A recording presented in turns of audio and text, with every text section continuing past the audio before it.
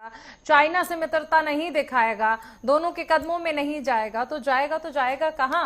विपिन जी, मैं एक चीज समझना चाहूंगी। हम अगर बात कर लें तो जिस तरह से एंटी इंडिया प्रोपेगेंडा मशीन ने काम करना शुरू किया था,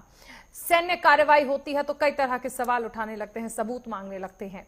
हमने इस बार भी यही देखा ऑपरेशन सिंदूर में। लेकिन अब जब डोभाल ने यह स्पष्ट कर दिया है कि एक सिंगल सबूत लाकर दिखा दीजिए, कोई भी इमेज हो, कोई भी सैटेलाइट इमेज, कोई तो सबूत दिखा दीजिए।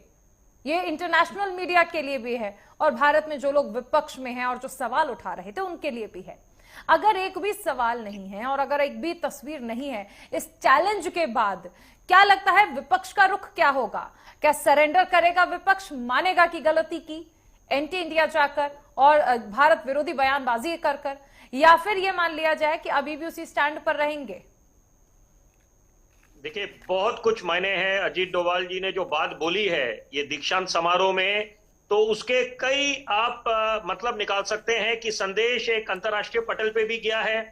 और साथ साथ अपने जो दुश्मन मुल्क है पाकिस्तान, चीन, उनकी तरफ भी ये संदेश था। साथ साथ यहाँ पर अंदर जो देश के अंदर यहाँ पर कुछ लोग जो सवाल उठा रहे हैं, यहाँ पर देखिए लोकतंत्र की खूबसूरती है कि विपक्ष मजबूत होना चाहिए, मुकम्मल तरीके से सरकार की खामियां उजागर करे, लेकिन जहां सेना के शौर्य की बात होती है वहां पर एक मंच पे खड़े होना चाहिए। तो ये तो मुझे लगता है कि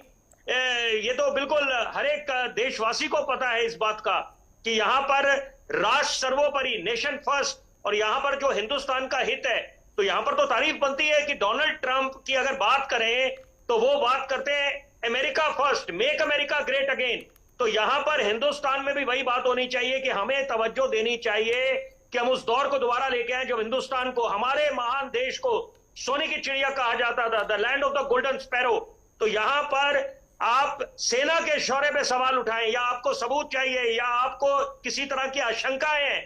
तो ये दुर्भाग्यपूर्ण बात है। तो यहां पर अभी अच्छी बात है कि all should be well settled, क्योंकि जो अजीत डोभाल जी ने बात करी है, जो संदेश दिया है, तो यहां पर वो उसका क्या असर होगा देखिए वो तो वक्त तय करेगा। लेकिन यहां पर बिल्कुल साफ संदेश एक दे दिया, दो टूक, कि यहां पर आपके पास अगर कुछ सबूत है तो आप साझा करिए, दूध का दूध पानी का पानी हो जाएगा, स्थिति बिल्कुल स्पष्ट हो जाएगी दुनिया के सामने। और फॉरेन मीडिया की अगर बात करें, हमारा हिंदुस्तानी मीडिया देखिए सक्षम है, ये फॉरेन मीडिया का जो कुछ सेगमेंट है वो जाना जाता है कि वो जो फेक प्रोपेगेंडा, फेक नैरेटिव